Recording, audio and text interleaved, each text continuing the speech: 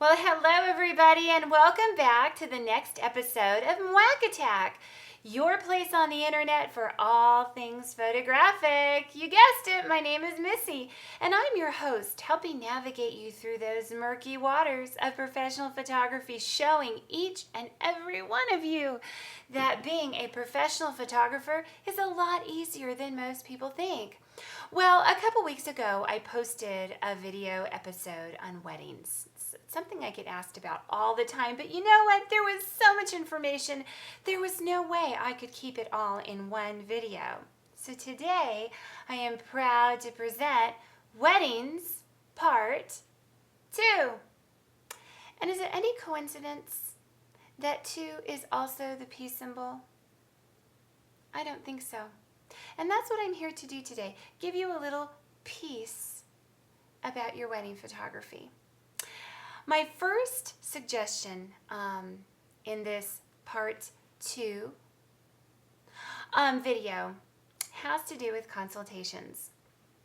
I think that a lot of people spend a lot of time and energy meeting with brides beforehand.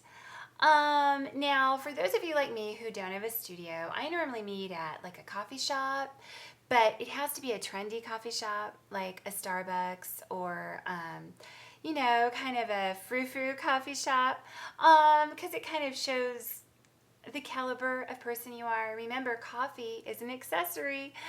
And I meet with my bride beforehand, but only once. And that's when we book the wedding.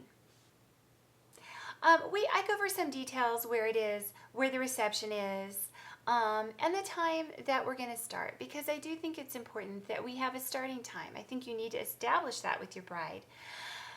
But what happens when you show up to the wedding at the time and the bride isn't ready? Do you make yourself crazy trying to make up all those shots that you missed? Say she takes an hour to get ready. Say she's not even there. Say she's still getting her hair done. And you're standing around waiting. Do you make yourself nuts getting all those pictures that you were supposed to get that first hour? Heck no! Listen, when it comes to weddings, you can't make it more important than the bride. And if the bride isn't ready, that's not your fault. Am I right? You know I'm right. The bride will determine the level of importance these photographs are by being ready on time. And if she's not ready on time, there is no need for you to make yourself a crazy person trying to get all those pictures, running later, trying to squeeze them in between the ceremony and the reception. Heck no.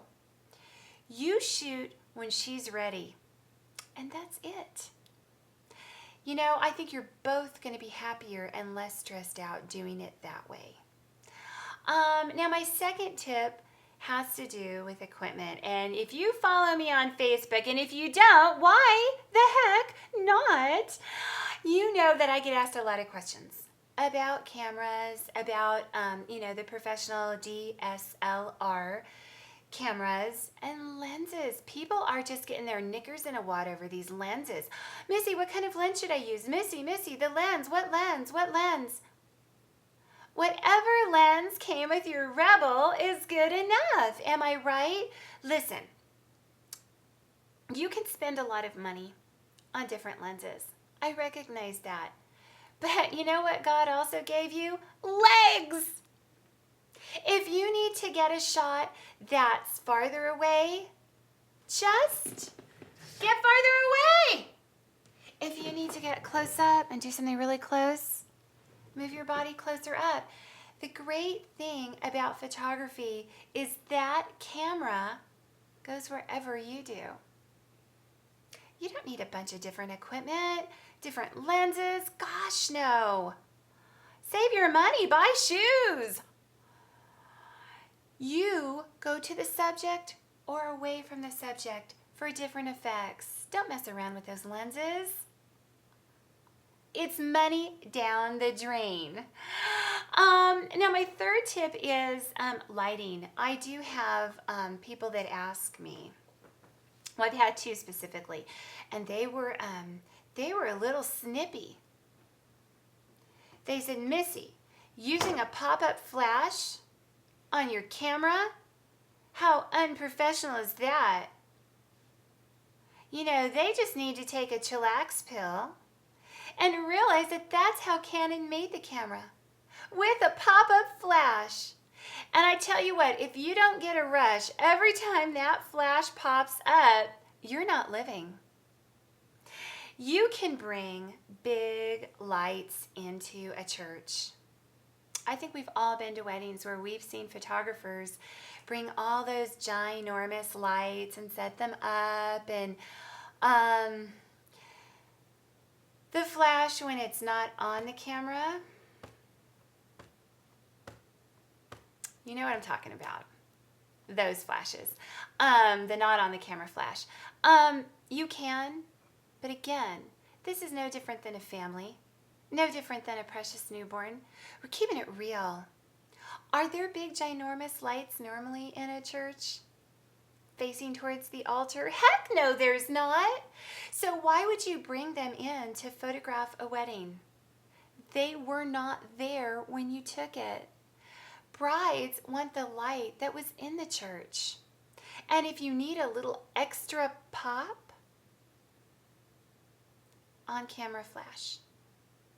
It's good enough. Canon says it's good enough, so baby, I say it's good enough as well. So in closing, just think about a few things. One, there aren't lights in the church, so why the heck are you setting them up? Secondly, if the bride's running late, just relax. Don't worry about it. You shoot when she gets there.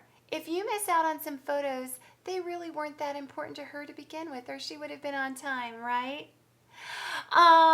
Remember, weddings are easy. If you need to get closer, you need to get farther away, use those accessories God gave you that you're not going to buy in any camera store called legs. Don't change your lenses, just move your legs. Am I right? You know I'm right.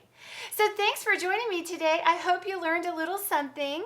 If we're not friends on Facebook, find me at facebook.com/Missy Mwac. Thanks so much, and until next time, I send you love and kisses. Bye.